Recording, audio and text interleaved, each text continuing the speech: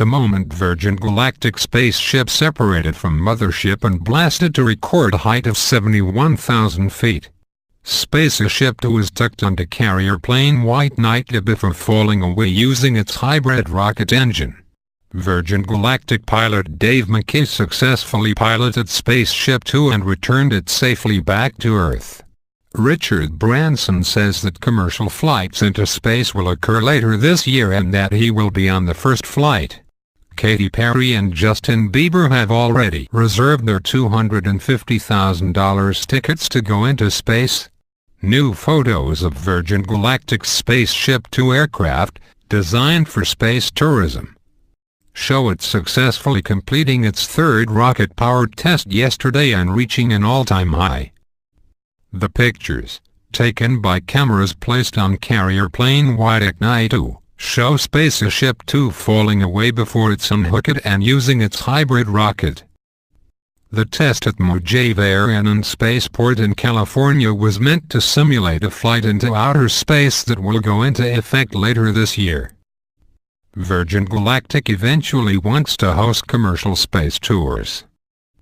Not only did Virgin Galactic have a successful third test of the aircraft, but they reached an altitude of 71,000 feet, reports NBC. The flight prior to this test reached 69,000 feet.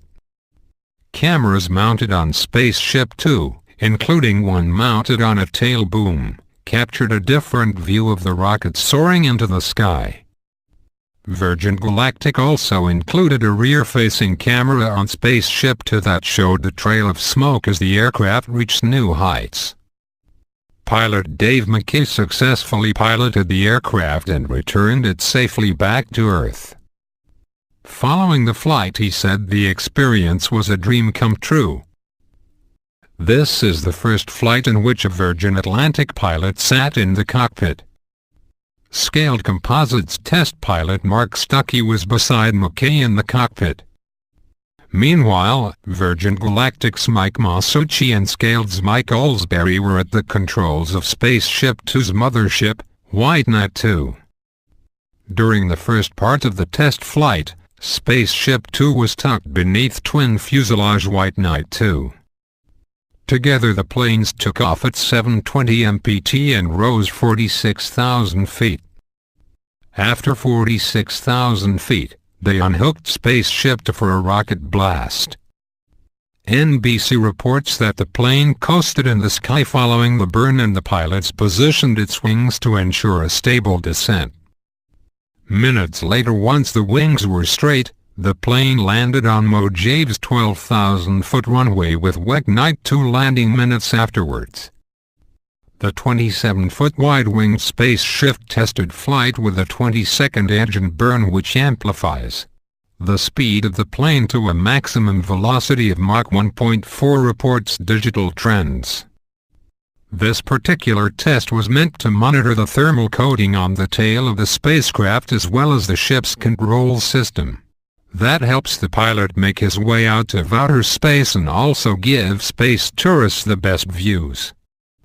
We have watched SS2 evolve over the years into an incredible vehicle that is going to open up space to more people than ever before, McKay said. To be behind the controls and fly it as the rocket ignited is something I will never forget. She flew like a champ. Spaceship 2 is a better version of Spaceship 1. The original rocket plane that won the $10 million Ansari X prize for a private spaceflight in 2004. In Mojave now lives at the Smithsonian's National Air and Space Museum. Space tourism, once regarded as something of the future, will exist in our lifetime. Single quote 2014 will be the year when we will finally put our beautiful spaceship in her natural environment of space. Today, we had our own chief pilot flying another flawless supersonic flight and proving the various systems required to take us safely to space, as well as providing the very best experience while we are up there, said Virgin CEO Richard Branson. Celebrities have already started signing up for the exclusive space tours ready to take off later this year. NBC reports that Katy Perry and Justin Bieber have already signed up. Tickets cost $250,000. CEO Richard Branson has promised to take a seat on the ship's first flight. Branson hopes to move the passenger flight base to Spaceport America in New Mexico.